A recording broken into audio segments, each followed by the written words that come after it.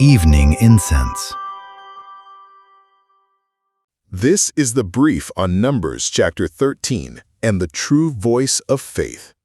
When 12 ancient spies returned from scouting Canaan, 10 spread absolute panic about the literal giants living there, while Caleb and Joshua stood firm, proving our words can bring either life or death to our community.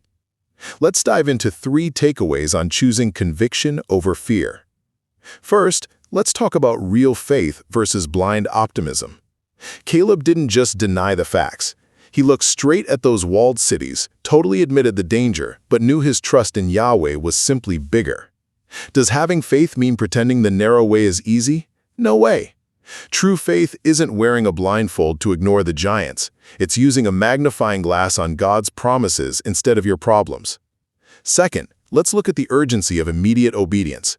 Caleb said, "Let us go at once."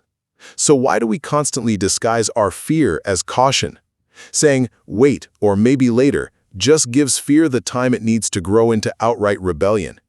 It's kind of like leaving a weed in a garden. Waiting only lets that resistance take a much deeper root.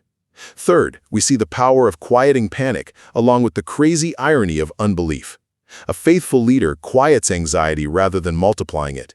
And you want to know the tragic irony here?